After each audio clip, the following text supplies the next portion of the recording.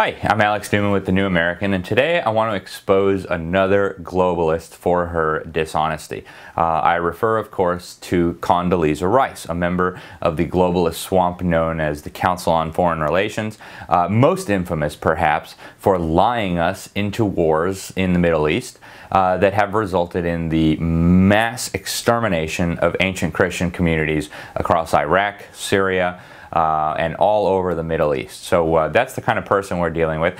And just recently there was another stunning example of dishonesty from this woman. It's hard to imagine what's going through her mind. But after the violence in Charlottesville, she put out a statement saying that the KKK, the John Birch Society, and neo-Nazis were reprehensible and needed to be condemned and had no place in America. Now, if you're an astute viewer, you probably recognize that, you know, like they used to do in kindergarten, right? Which one of these does not belong? You have an apple, a banana, and a potato. Which one of these does not belong here? Well, of course, the potato doesn't belong, right? Because it has nothing to do with the other two. It's a vegetable. Well, the John Birch Society has nothing to do with the Klan and the neo-Nazis, except that they've been condemning those for 60 years. In fact, from the time that the Birch Society was founded, its ranks were closed to racists, to haters, to anti-Semites, and Robert Welch, the founder of the society, actually put Jews on the National Council. He's had black people and minorities as leaders and as members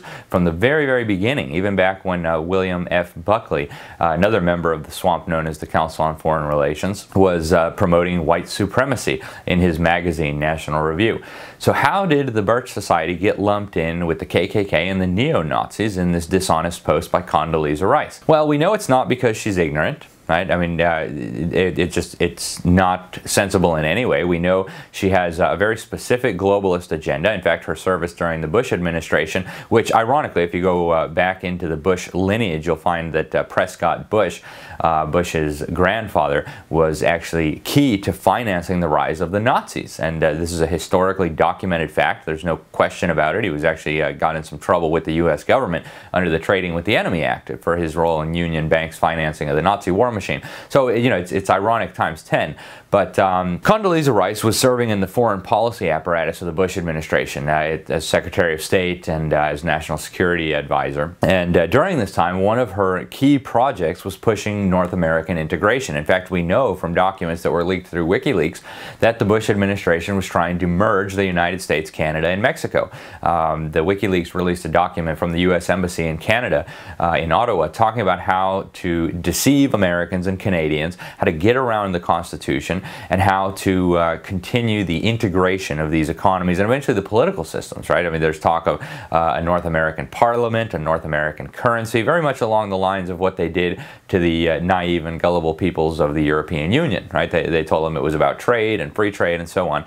And we know that the CFR's lead person on this project, a gentleman by the name of Robert Pastor, who passed away, he wrote in his book that the John Birch Society, oh darn Birchers, was crucial, was instrumental in stopping this agenda, both during the Bush administration and during the Obama administration. So it's no surprise that people like Condoleeza Rice, who were involved in this initiative to betray her own country and her own people, would be so mad at the John Birch Society. And so they don't want to come out and directly lie, right? I mean, that might even expose them to things like legal liability for libel. They can't just come out and say the Birch Society is racist because it's so obviously untrue. It's ridiculous. It's ludicrous to anybody who knows anything about the Birch Society. So what they do is they try to do this sandwich smear, right? So they'll put one nasty thing on one side, one nasty thing on the other, and then right in the middle they'll put the good thing, right? The Birch Society, so that people, even if it's subconsciously, develop a negative association when they hear the term. Well, we can thank Condoleeza Rice because this has given us an opportunity to rebut these false charges, these dishonest smears. And one of the things I did was I reached out to a lot of active people in the Birch Society to see what they thought. I talked to Jesse Lee Peterson, a nationally renowned radio host, founder of the Bond organization, the Brotherhood organization for a New Destiny, and what they do is you know, pro-family activities, and wonderful, wonderful man. And he was outraged at being lumped in with the KKK and the neo-Nazis. Same with New York attorney, prominent New York attorney Bob Unger. Same with Andy DeLynn, who serves on the National Council. He's a prominent Jewish man from Pennsylvania. And Ken Wood, a chapter leader for the Birch Society in Jacksonville, a veteran, black man, wonderful man. Actually, I know him personally. He's a friend of mine. And so I reached out to them to see what they thought, and I got some wonderful responses. I encourage you to check out the article below and see what they had to say about this dishonest smear and share it. It's important that people realize why globalists do these kinds of things, right? They're not ignorant. They're not dumb.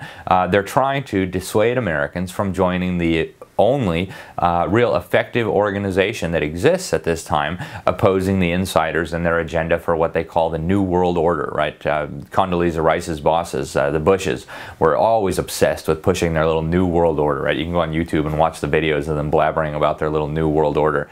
We have before us the opportunity to forge for ourselves and for future generations a new world order, a world where the rule of law, not the law of the jungle, governs the conduct of nations.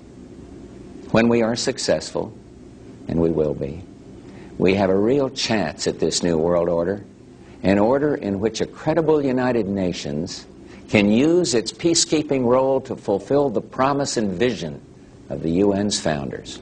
That would be Soviet agent Alger Hiss, convicted in a court of law, Joseph Stalin, other communists, other globalists, other swamp creatures at the CFR, where their vision can be realized and where the UN's peace forces, read military forces, will enforce the UN's agenda all over the world. So these people have a very nefarious agenda. They must be opposed, and they'll lie about everything, right? But we should be encouraged. The fact that they feel like they have to lie and be so dishonest about the Birch Society shows, I think, conclusively that they don't have any legitimate attack, right? If there was a legitimate criticism of the Birch Society that they could use, they would use it, right? Why bother lying when you could just use the truth? So the Birch Society uses the truth, right? They often say the truth is the only weapon, and so they use the truth to expose the globalists and the insiders and the Council on Foreign Relations types and their little agenda for a new world order. And they use the truth and the facts speak for themselves. Now the globalists, on the other hand, have to rely on lies, right, to sell their wars, to smear their opponents, because the truth would expose them for what they are. So check us out today, read the article below, and then if you're not yet a member, I encourage you to join up and fight back against the smears of the globalists so that we can eventually restore our Constitution and protect our great country.